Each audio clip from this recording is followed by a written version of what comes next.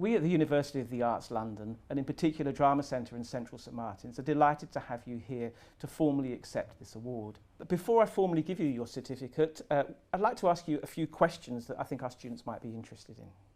Neither of your parents had a connection with acting, so what made you decide to go to drama school?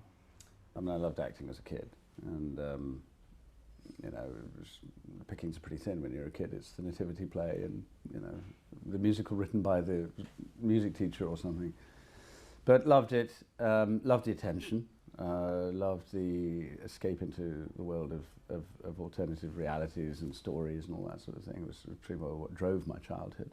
The Drama Centre was very rigorous about discipline. There was a rule that if you were late, I think it gave you about 3 minutes grace, but if you were more than that, you weren't allowed in that day. If that happened 3 times, you were out.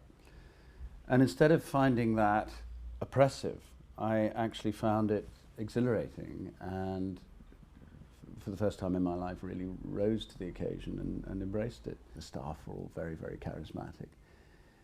And it was full of mystery, a sense of adventure, the unexpected, and I think a little bit of fear was exactly what I needed as well. I also remember on the very first day, Colin FIRTH, the principal of the school, giving us a lecture about the diversity, the importance of diversity, the inclusiveness of the theatre profession. He very quickly announced himself as a gay man. He said, if anyone has any problems with that sort of thing, you're in the wrong place. If you have any prejudices whatsoever against anybody on the grounds of their religion, their ethnicity, their sexual preference, or anything of that sort, you're in the wrong profession. It was rigorous. There were moments, I think, where we all felt a personal triumph at some point, and moments of fairly, you know, sound humiliation as well. But nothing we didn't need. Within a few months of leaving drama school, I was in front of a camera, and again, that was another shock. Nothing had prepared me for it. My kids were doing a school play the other day, and the parents actually, some of them asked me, I think on the day of the dress rehearsal, they're so buzzed, is this normal? Is it normal for them to be on this kind of high? I mean, they're, you know, we can't control them at the moment. And they didn't want to know about anything except each other and what, you know, this thing they were doing together and the excitement and the nerves and the exhilaration of it all. And I thought, well, yeah, that's probably where it starts. That's where you get the bite, you know. It can be like a narcotic.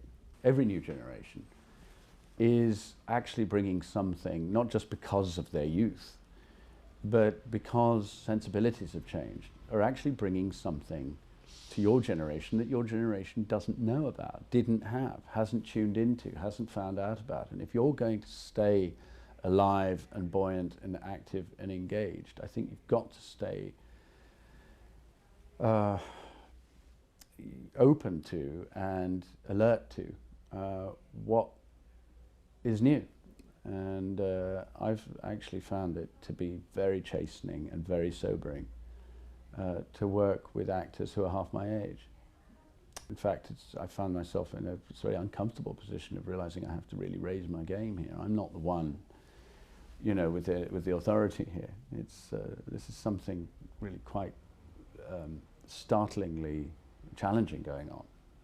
It now gives me great pleasure to present you with the certificate of the Honorary Fellowship at the University of the Arts London.